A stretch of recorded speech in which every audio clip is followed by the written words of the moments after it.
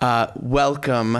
My name is Sean Kelly, and I'm the chair of the philosophy department. And it gives me a whole lot of pleasure to welcome you to this talk by Eric Kaplan from the class of 1989 in the college. The idea for this talk was that we wanted to try to find a way to bring alumni of the college who had studied philosophy in some form or another back to the college, especially alumni who'd studied philosophy and then gone on to do something different with it, something other than become an academic philosopher, and to ask them to speak to us and to our students and to some parents I see in the audience about what the study of philosophy in college did for them in their career after college, given that they went on not to be philosophers. So that was the idea, and this is the very first talk that we're having in this kind of context. We're hoping that this will become a kind of regular thing, but I couldn't think of anyone better than Eric Kaplan to give the inaugural version of this lecture. Eric was a graduate of the college, as I said, class of 1989. He was in Mather House. And he wasn't actually a philosophy concentrator, but he studied an awful lot of philosophy. And his degree was in the comparative study of religion. And he wrote a senior thesis on the concept of truth in Nietzsche and Madhyamaka, and one of his thesis advisors was Stanley Cavell in our department. Eric became more and more interested in philosophy. He went on to get an MA at Columbia in philosophy, focusing on medieval philosophy and philosophy of science, and one other thing, aesthetics. And then in 1992, he arrived at the University of California at Berkeley to start a Ph.D. in philosophy. That's in fact where I met Eric. We were part of the same incoming class at Berkeley. So I've known him for 22 years, and I'm incredibly excited to have him back. Eric stayed in the philosophy program for a few years at Berkeley before deciding that there were more interesting things to do for the moment, and he went on to a career in comedy writing. He was a writer for the David Letterman show. He was a writer for Futurama, for Malcolm in the Middle, and he's gone on to have an amazing career in comedy writing in Hollywood. He's currently the co-executive producer of The Big Bang Theory, which is a very famous sitcom, as you guys probably know. And my 10-year-old son knows. And I know. Eric is, the perfect person for this because he maintains a very serious interest in philosophy. He actually published a book this year called Does Santa Claus Exist? Is that it? Does Santa Exist? Yeah. And it's a kind of philosophical exploration. And he's in fact, although he remains on extended leave and has a very busy schedule in his professional life, he's considering going back to finish his PhD, and he's at the moment thinking about writing on Kierkegaard. The relationship between comedy and irony, I think, is a special interest of his. So it's a terrific honor to have Eric here, and I'm really pleased that we've got him. The title of the talk, it's sort of amazing that anyone came given the title of the talk, but Eric assured me that he wrote it before he wrote the paper, and so it used to be called Education as Status Game and Preparation for Self-Creation and Opportunism, but he tells me now that he's written the paper, the title really ought to be The Use of Philosophy. Before I get started, I want to play a very brief clip from The Big Bang Theory that went around the department last week when one of our very senior philosophers, Warren Goldfarb, whom you might not have picked as the person who watches The Big Bang Theory an awful lot, sent around a clip that he described as probably the only clip ever shown in primetime television that makes reference to Gottlob Frege. And I confirmed with Eric this afternoon that, in fact, he is the person who wrote that clip. So I'm just going to show it to you before I let Eric come on up.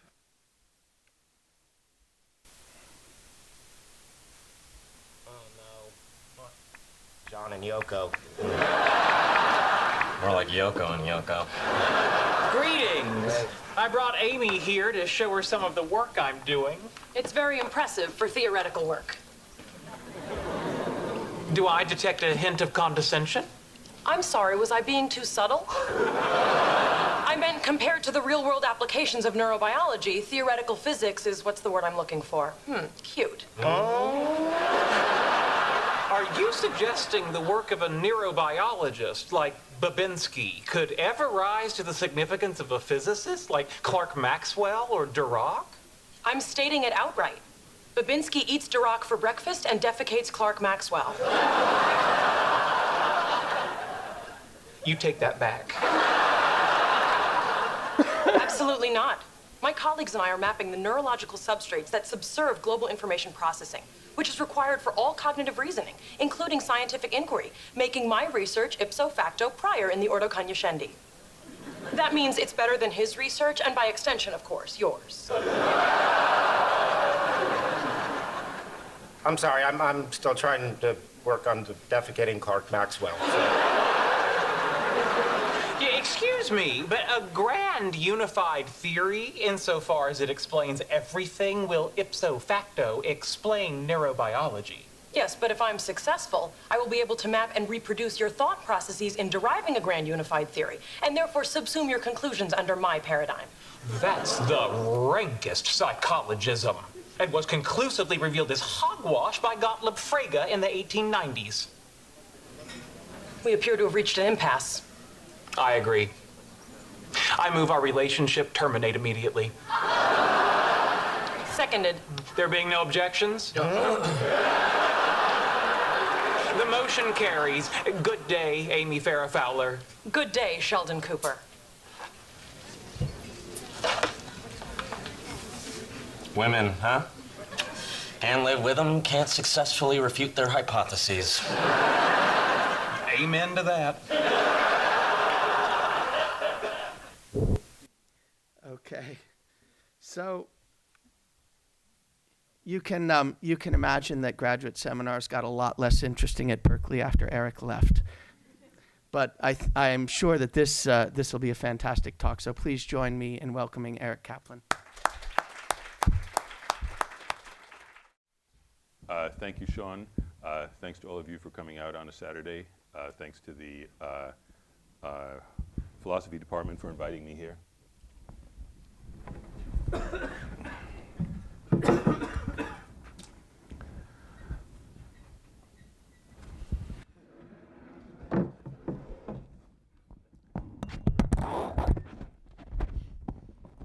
no talk, it's just a lengthy slapstick routine.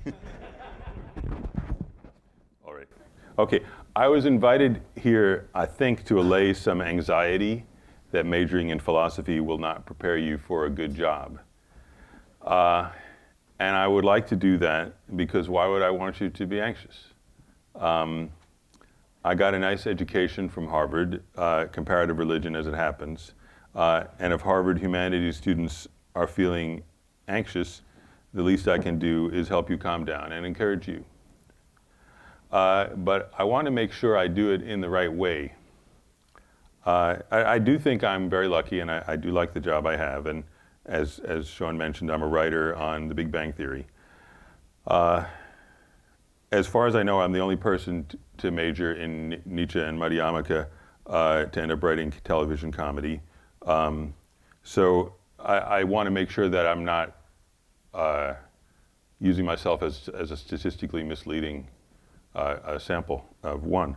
And I don't think any of you are so anxious that you think it's impossible to get a job in philosophy or in the humanities, but you might have worried it wasn't a good idea, that something else would be a better justification for the kind of debt you're taking on, financial debt to the bank. I didn't pay mine off until my 30s, or emotional debt to your parents for shelling out the money.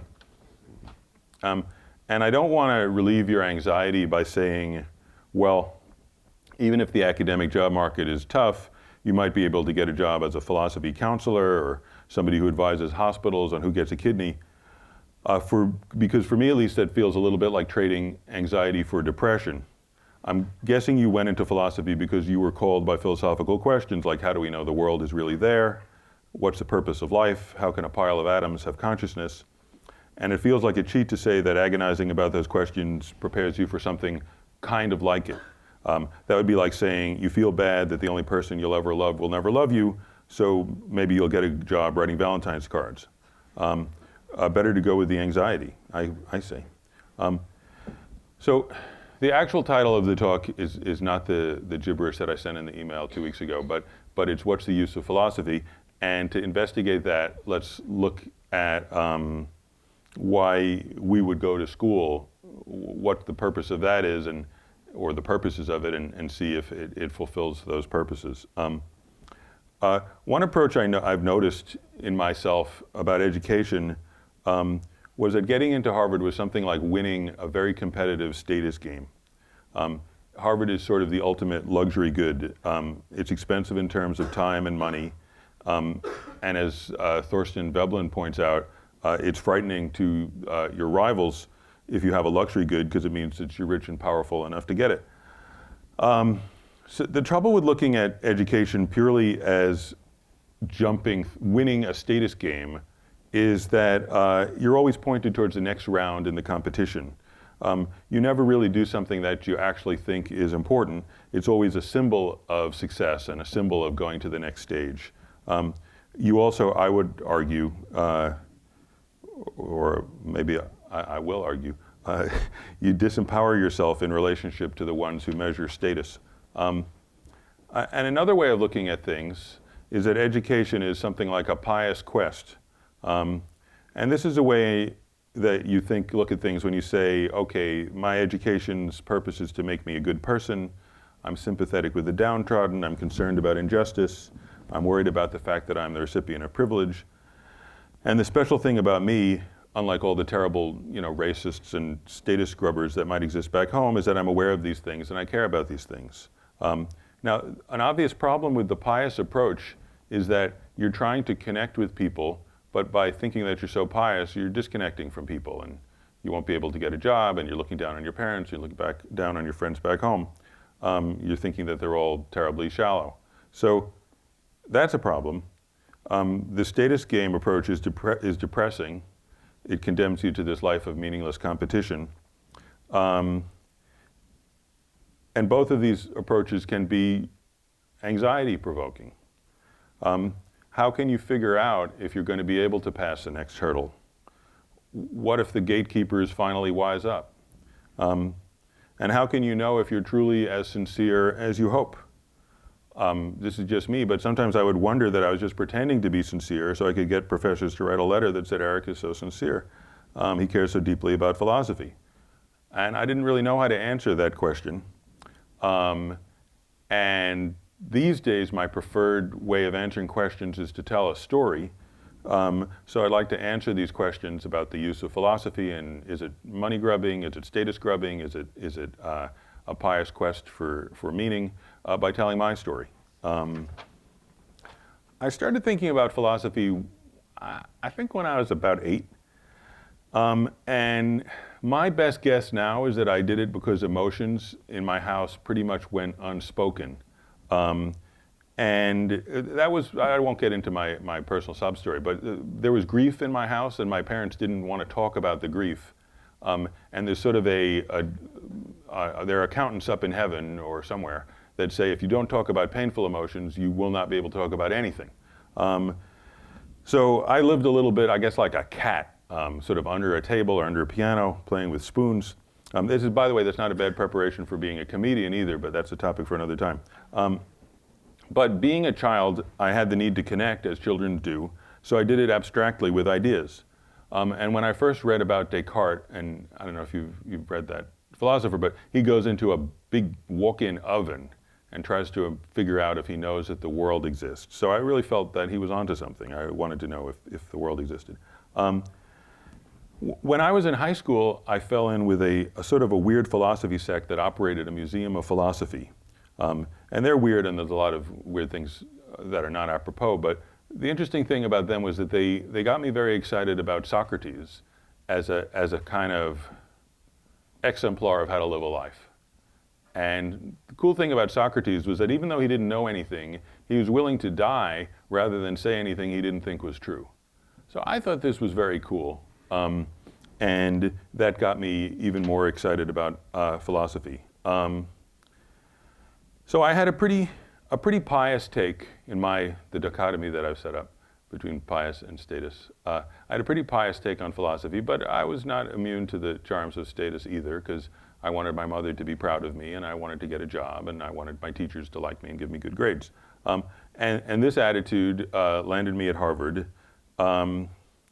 And Harvard is particularly being a philosophy student at Harvard, it places you in a somewhat paradoxical position, because Harvard is the paragon of the establishment. You know, people go on from here to Washington, D.C. and Wall Street and Hollywood and all other kinds of fancy places. But being a philosophy major, or in my case a comparative religion major, but you know, same difference, is a sort of anti-establishment take. You're questioning the rules and conventions that are handed down to you. And I was sort of wobbling, oscillating, waffling between the two horns of this paradox. I wanted to find the meaning of my life, but I also wanted professors to like me and give me good grades. Maybe that's just me. And I suppose each side of me felt a little bit ashamed of the other. And that made me a very idealistic and a very emotional student.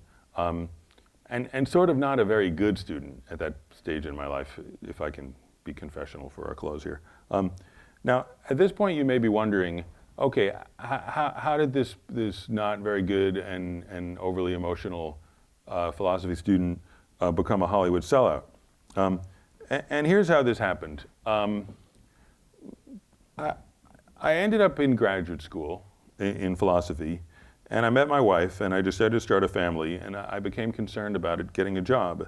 Now, that doesn't need to be the end of piety by any means, but what really put me over the edge was when an advisor of mine told me that when not only do you need letters of recommendation to get a job, but once you have the job, you need something like 16 or 18 letters of recommendation from everybody else in the profession. And I thought, well, what's the chance that I'm going to be Socrates? What's the chance that I'm going to do something truly daring if everybody has to recommend me? So it seemed to me that I couldn't be idealistic and still be a philosopher, not a working one anyway. And what was the point of being a philosopher if I couldn't be idealistic? So I thought, okay, think about this a little. I'm going to stop being so idealistic, and if I'm going to compromise, I'll compromise in a way that can actually land me a job. Now, I'd been on the Harvard Lampoon, and I'd done some comedy writing for fun at Spy magazine, so I gave up on piety, and I decided I would commit myself full on to getting a job writing TV comedy. Now, this, of course, meant leaving grad school without my degree, and that was a big step from the time when Socrates was my hero because he was willing to die rather than say something he didn't believe. And I worried that from a Platonic perspective that TV writing was the worst kind of flattery, that I was like one of those people with a knack for unhealthy cooking that Plato is down on. I felt ashamed to look my professors in the face, and I was so embarrassed to tell my graduate advisors I wasn't going to finish my dissertation because I felt like a sellout and a washout. I finished out that academic year, and I advised my own undergraduate students for their philosophy of language finals, and then I vanished into the entertainment industry. I stopped trying to figure out what was the best thing theoretically and just grabbed whatever was available, and I would say I became an opportunist. Now, here's what I thought that meant.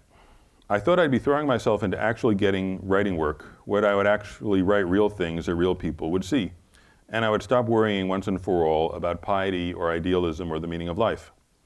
And if instead of having a very small group of geniuses with high IQs telling me that I was great, I would have millions of people with okay IQs telling me I was great, so the total number of IQ points pointed in my direction would be higher, even if the average per IQ possessor was lower. Now, that took a surprising turn as stories always do. I discovered that, like it or not, I had to worry about the meaning of life anyway, or at least the meaning of a life, which was mine. In certain ways, I was worrying about that even more than when I spent my waking hours thinking about stuff like how could a bunch of atoms be conscious. In fact, I found that life's philosophical questions presented themselves to me with a vengeance when I was surrounded all day by people who were worried about money and people who were worried about losing their jobs and deadlines and rivalry and all that, instead of just brilliant people and their articles. So let me give you some examples. At my first job, I slammed headfirst into the question, is everybody really equal? My colleagues didn't think so because I was working for a giant celebrity. He was the host of his own show, and he had the unquestioned powers of the Sun King. He had interns, and his interns had interns. People would not even make eye contact or use his actual name, like Voldemort. There was a woman whose job was to cut up pineapple for him. Nobody would ever tell him the truth. And I later learned that he had a harem of much younger women. I was on a 9-week contract. I was only guaranteed 9 weeks, but I was obligated to them for 5 years if they wanted me. And the way it worked was they could call you into your office after 9 weeks if they wanted to fire you, but the way you knew you weren't fired was just that no one told you anything. So I always felt that like once my feet touched the ground on 53rd Street on the Friday of the 9th week, that I was safe for another 13 weeks. And you could say, okay, well, that's a humiliating and unfair situation. Except not so clear, because if it wasn't for that celebrity, there wouldn't be a show and none of us would have jobs. That's what people were tuning in to see, was this guy. So are people equal? Are they equal deep down, but you don't need to treat them equally? These are tough questions. I eventually answered that question by quitting that particular job and moving out to LA with no job at all. Now I had no professors telling me I was worthwhile. I had no museum of philosophy. My parents thought I had essentially run off to join the circus, and I also had no job. I eventually landed at a series of television shows, Futurama, The Big Bang Theory, Flight of the Conchords, and that raised another philosophical question for me, which was, how much do I get my meaning from the social group that I'm a part of? Because each of these shows is something like a small cult. Joining it means believing that the message that we're putting out is somehow worthwhile. And this is an environment where competing for attention from viewers means whether we get canceled or not, and thus whether we have the right to go on anymore. I had to watch ratings anxiously to see if we would get picked up, and then worry about whether I thought the show was good or bad, or mediocre, and what my coworkers thought, and whether or not I would even be honest with them. But I didn't come to it with a sense of what a show was. I mean, I was also respected these people, so I'd pick up from them, you know, it was a question of how much of the Kool-Aid to drink, I guess. Can you really commit to a project with the other people on the team if you think it's not worthwhile? Can you have one foot in an organization and the other foot out, or does that mean that you're a fink? Is that what you want to be? Another philosophical question is the audience. In philosophy grad school, we worried a lot about where meaning comes from. Me, my society, my language, my listeners, some interaction amongst all of them. On The Big Bang Theory, I write to get something across or to bring something out, but I can't get it across if the audience doesn't laugh at it. It'll get cut before the show airs. In fact, making meaning in comedy always has an element of risk. I don't know if you're going to laugh until I make the joke. And it's not like getting a dog to salivate. It works. If it works, there's almost always an element of insight, of seeing things that you didn't see before you laughed at the joke. So insight turns out to be risky, and it turns out to be social as well. And that, I would submit, is philosophically interesting. Another puzzle. I was recently on a panel at Comic-Con about The Big Bang Theory, and the audience wanted to know if two of our leading characters, ones you saw earlier, Sheldon and Amy, were going to sleep together. And I had to say to them, and some of them were actually dressed as characters from our show, you don't really want to know. Our characters aren't real, we're making them up. If I tell you how we're going to make them up, it won't work, it won't surprise you. You're asking me, even begging me to do something that you don't really want. But I was puzzled. Would these 20 million people turn on me? Did I really know what it was that they wanted? Why did they care? And it's not as if I get to decide what parts of me and my writing and my soul resonate with those people. What do people want? How do you give it to them? If they do care about what I'm saying, why do they, and are they right to do so? They're all hard questions. I started with the question of the use of philosophy. And if you want to dig down to the question of why we're afraid philosophy is useless, at its bottom, it might be something like this. What's useful is getting things done and making things happen. And philosophy and the humanities, to the extent they're philosophical, specialize in questions that we don't know how to answer. And how can that be useful? Perverse? Sure. Masochistic? And how? Is show-offy? I think about questions that can be answered. You think about questions that can be answered, but I only think about questions that can't be answered? Sure. But how can it be useful? And you may, I think, at this point, be starting to be frustrated with me and think maybe the question, is education a status game or a pious pursuit of meaning, is itself one of those questions that can't be answered. And that seems to be useless piled on useless, or meta-uselessness. But I think actually these questions do get resolved, and the way they do shows you how your philosophy education is useful. I think my worries about status grubbing versus self-righteous piety got resolved by simply living my life. In fact, what I was doing in college only became clear to me now. It's very difficult and stressful to try to figure out if you're sincere or a phony, especially as a teenager. It's hard to tell how much you're going to look outside yourself to see if you're worthwhile and how much you're going to look within. But if you live a bit and get around a little, after a while you'll notice you've occupied both positions. You've been a child and a parent, an employee and a boss, a teacher and a student, a rascal and a goody two-shoes, someone who makes jokes and someone who laughs at them.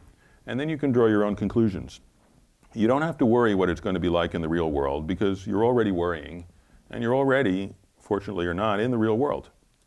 I promised that I wouldn't dispel your anxiety in the wrong way, and now having spent some time here, I think I shouldn't dispel it at all. Because what you all are is athletes of anxiety who have trained by wrestling with questions that are too important to ignore and too hard to answer. I'm anxious too. I don't know if the philosophy people here are going to think this speech is any good, and I don't know what I'll do if the Big Bang Theory is canceled. So, in conclusion, I can assure you that your education spent worrying about questions you can't answer is the most useful preparation for living your life. When you do graduate, you'll do that much more, and you'll continue to be anxious. But at least now you'll know not to be anxious about that. Thank you.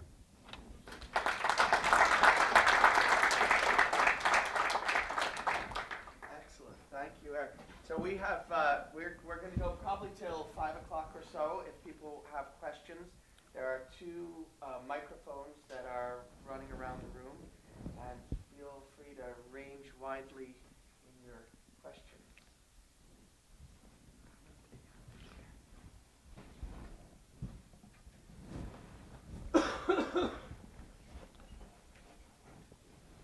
Any questions? Hi.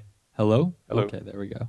I was wondering if you have any really good philosophy jokes that they wouldn't let you put on the show because they were too obscure and that this audience might be more attuned towards. Well, I mean, the master in this is my former teacher, Sidney Morgenbesser. Does anyone know the classical Morgenbesser jokes here? So one joke was someone is giving a lecture and saying there are many languages in which a double negative means a positive, but there are no languages in which a double positive means a negative. And Sidney from the back of the room says, yeah, yeah. One more is that someone was lecturing on the topic of why is there something rather than nothing? And Sidney said, so if there was nothing, still you'd complain?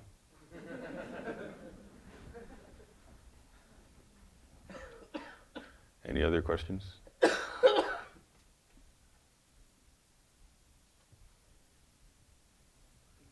Can you speak to a couple courses that you took here that stick with you today? And they may not be on the curriculum, but if you could just sort of highlight a couple where you took a risk and they were profound in terms of their impact. Well, Professor Cavell taught a great seminar on Freud that was actually on a French interpreter of Freud called Laplanche. And that was really cool. And I think the degree of sort of like going back and forth between like the sort of honesty of the approach and then a very kind of rigorous highbrow way of looking at this notion of psychology about psychology was definitely stuck with me. and there was a very good course that Robert Thurman taught on emptiness and compassion in Mahayana Buddhist philosophy, and that really stuck with me.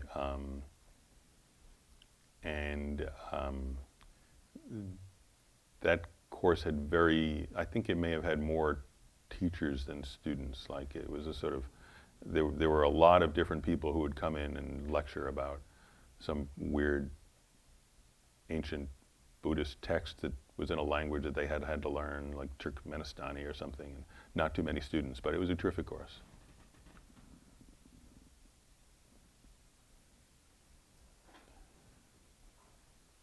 So the first question was a little bit about the comedy of philosophy. To turn that around, what is your take on the philosophy of comedy or humor? What is the nature of the phenomenon that is comedy from a philosophical standpoint? Well, I think the phenomenon that I look at first in humor is the phenomenon of losing your balance and slipping and then regaining it. So I think what happens in a comedic moment is that our poise for dealing with the world is interrupted. And then it's regained in a way that gives us pleasure. And another thing that sometimes happens is if you think when you slip, when you're standing, you may end up seated at the end. So sometimes it involves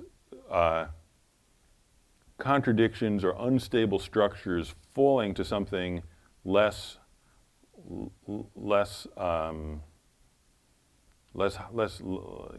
exalted, but more stable.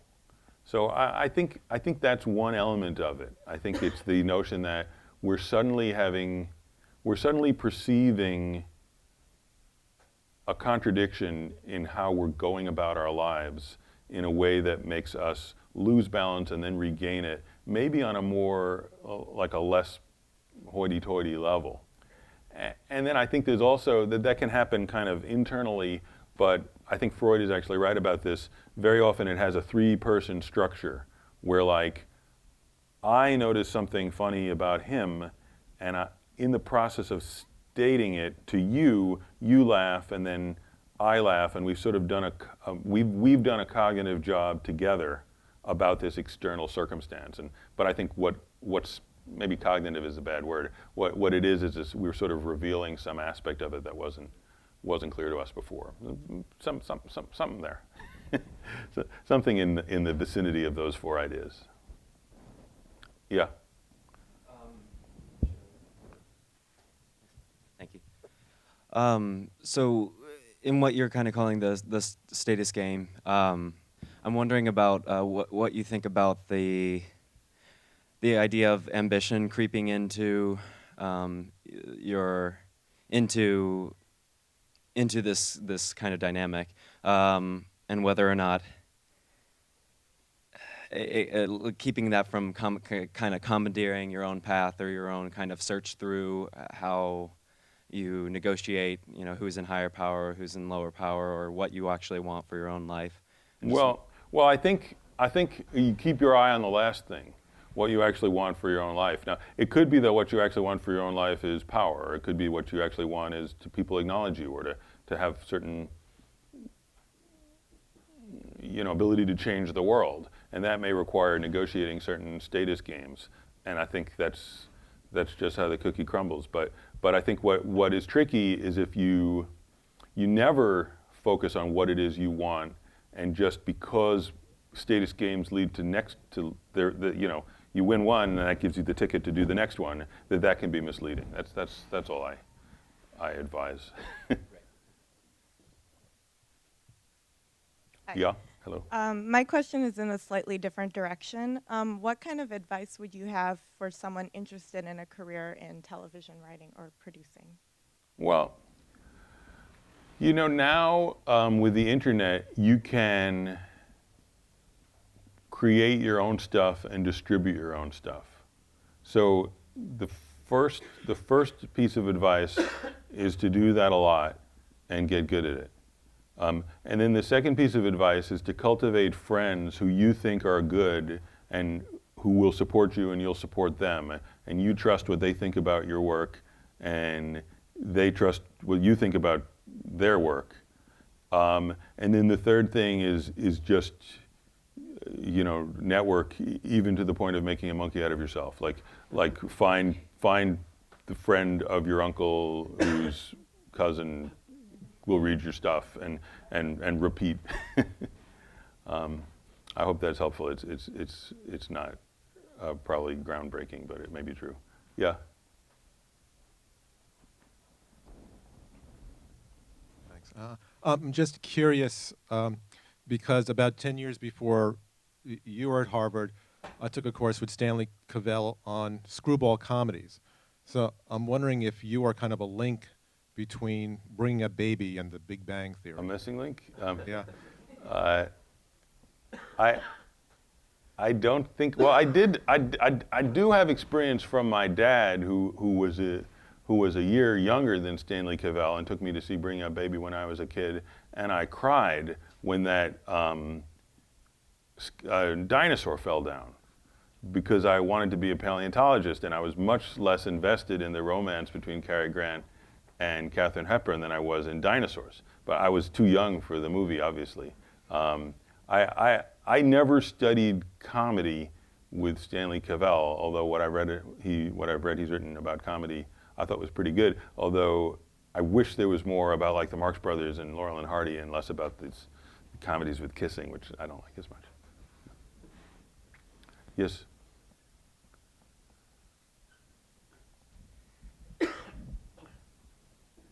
Okay, you said that there is something unspoken at your home and family, that this unspoken thing created something inside you and you wanted to like express it in writing, something like that.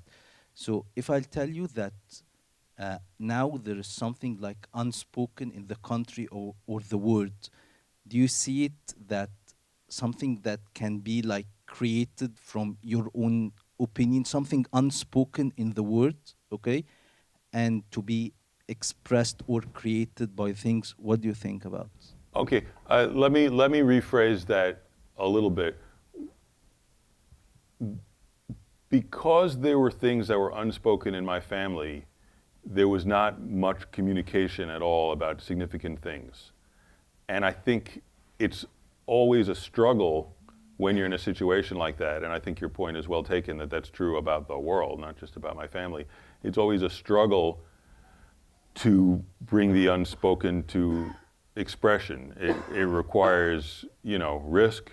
You could get people mad. You could feel pain that you maybe got used to not feeling. But there's also like a built-in drive to people to communicate about their environment. I mean, we're pack animals, and we communicate for a reason because there's stuff that matters to everybody. So I think there's a force of darkness, but there's a force of light as well. Yes.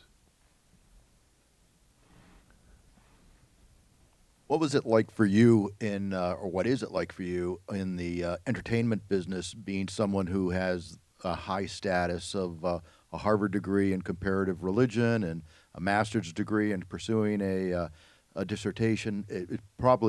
Those probably aren't your colleagues. Nobody cares about that at all. They don't. No one. That's an easy question. No one cares about that at all. It's like having had an orchid collection or something. It's not. I mean, the Harvard brand is, fine, but if I had directed the Fast and Furious, that would trump that to such a phenomenal degree.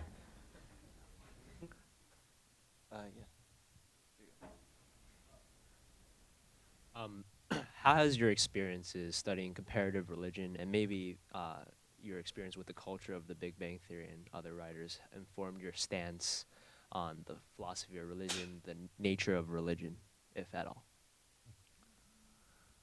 Oh, that's a good question.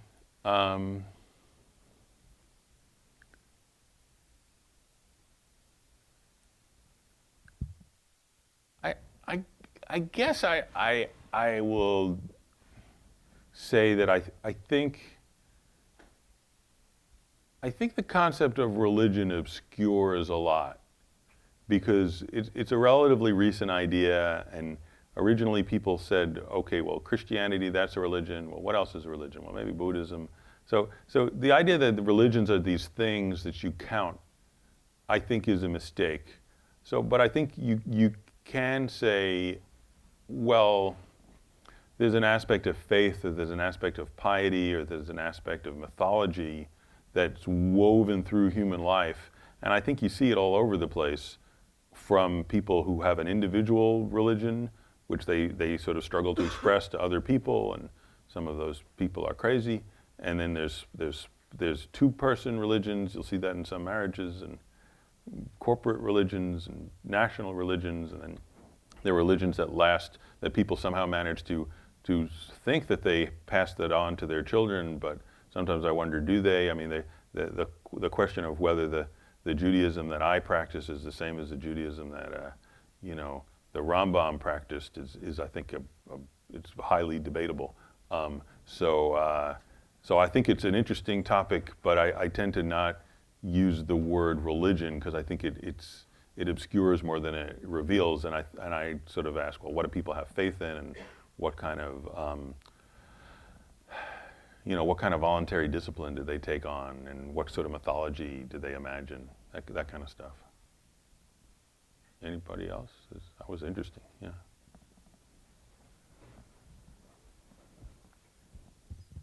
Thanks. Question about, so is there anything that stands out to you in terms of your day-to-day, so your background in comparative religion and philosophy here at Harvard, and just your studies in general? Is there anything that, where you wake up in the morning and then go through your day and go to bed at night, anything that you've noticed is kind of a direct result that kind of plays into the way you approach your day or your work that maybe just you've noticed comes from that? Well, I tried to say it kind of informs everything, but like I'll say one thing, which is like I work in a job that requires a lot of specialized people to cooperate, and they look at the world very differently. So an actor is a kind of person who has a finely tuned emotional response and can make things seem real by emotionally responding. And then a writer is very often a person afraid of emotion who wants to stay home and figure it all out on a piece of paper.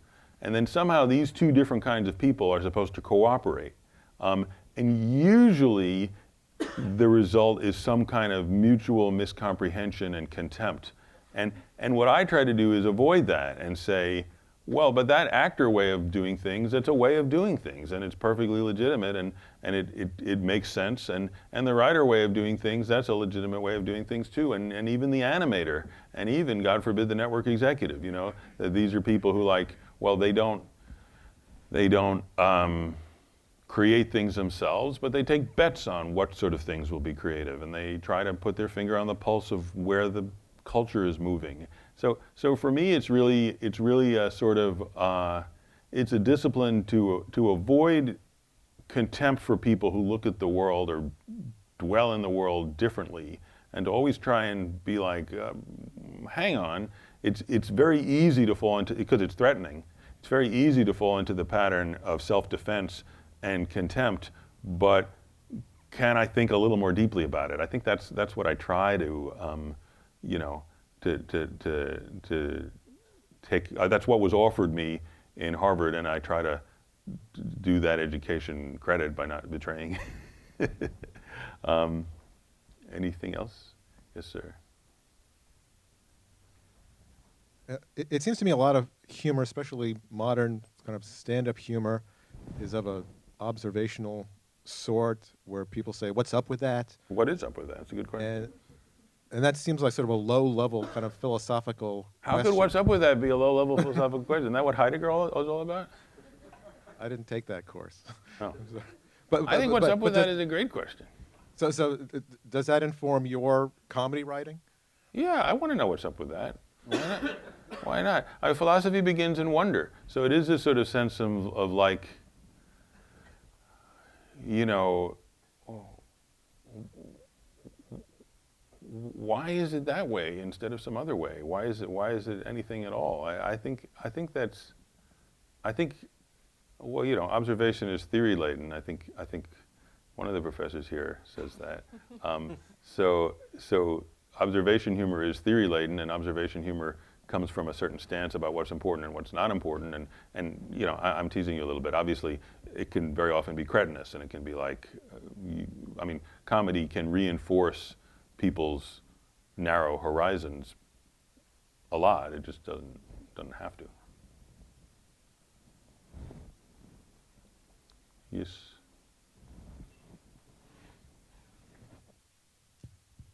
So you work on a show that's really interested in science, and I'm wondering how it feels to be someone who has a really, really strong humanities background to work with a show that's so heavily interested in like the intellectual side of science rather than sort of any element of the humanities.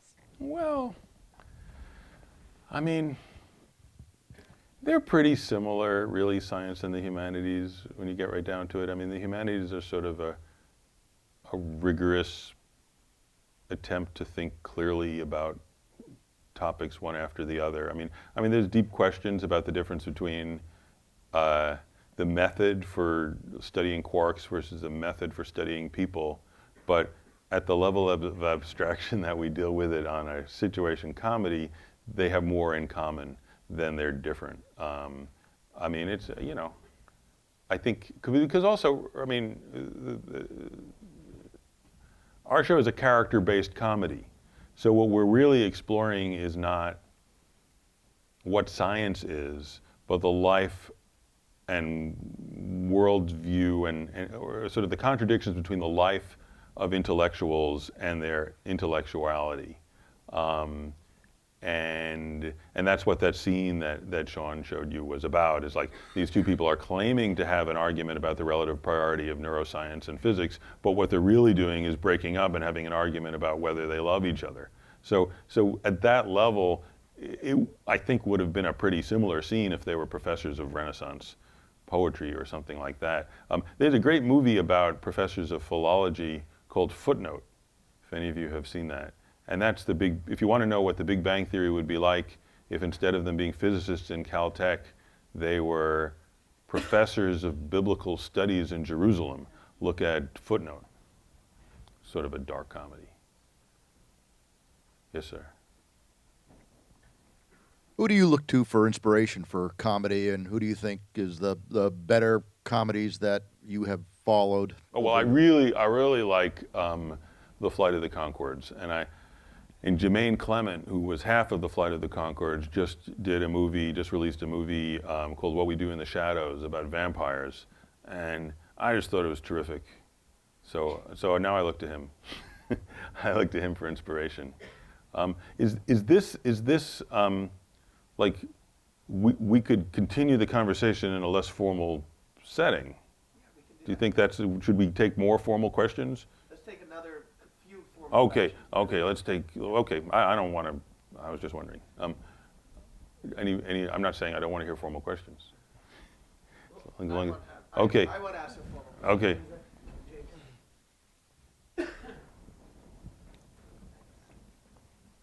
So, you know, the show that you write for, as you say, is about an academic environment, but you've also lived in an academic environment. Can you talk about what the relationship is for you between living in it and writing about it? Well, the big difference is the audience, because anything that I say about an academic situation has to be immediately comprehensible to people who've never set foot in a university. And I do mean immediately, because in a horror movie or a drama, you can get something through a sense of deliberate alienation and deliberate confusion on the part of the audience. But in comedy, you sort of can't. Like people need to find their footing to lose their footing. So I'm doing the best I can to say, like, okay, these are these are, you know, passionate, frail people who happen to be existing in this weird environment and trying to be true to that, but still make it comprehensible. And I guess the only thing that I think is different is it's much easier for us to tell a story about someone not getting invited to a science party and feeling sad about it than for us to tell a story about someone getting all bent out of shape about something that's actually scientific. Because we're going to have to sort of assume that the actual science thing is gobbledygook. And we've done that. I mean, we have had, like this year, Sheldon gives up on string theory because he finds that it just hasn't been rewarding to him anymore. But we treat it like a romance. We treated that like it's a girl who he was in love with and it's just not working out anymore. And she's sort of treating him poorly, and he thought they were going to be happy and they never are, and he keeps getting strung along, and his friends are saying, I don't think that's good for you, but they're afraid to tell him. So we kind of have to translate everything into emotional terms that everybody will get, or enough people will get. Just a quick follow-up. So can you say a little bit about how it works for you when you're writing a scene like the one we saw? What are you focused on? I mean, there's a lot of dialogue that we recognize, the interaction about psychologism and so on. But is that at the forefront for you, or not? What's at the forefront in that scene is the struggle for power within a relationship. That these two people are not willing to give up their personal selfish agenda. And it's really more on Sheldon than it's on Amy, but you can't tell that from that scene. That they're not willing to give up their personal autonomy in order to form a relationship. They're not ready, we were talking before, not ready to take a leap of faith into a relationship. So that's the scene I'm writing. And then the second level is, well, they're expressing it as to whose theory explains the other person's theory. But it's not that different from a scene where people are breaking up because they're disagreeing about where they're going to live. Frankly, I mean, it's different enough. I mean, that's what kind of gives it the fun. But the sort of work of writing a scene like that is imagining yourself into the emotional lives of the characters. Any last question? Okay. I don't know if it's necessarily a question, but I guess I just wanted to say thank you. I absolutely love The Big Bang Theory. Oh, good. And you're welcome. As much when I'm watching the episodes and laughing and enjoying the incredible intelligence that is exhibited by what they say. And I know it's the actors, as far as in part of how well they're able to do their job. But I'm often saying to my husband, I'm like, the writers on this show are absolutely so gifted and have it, they just understand and get it.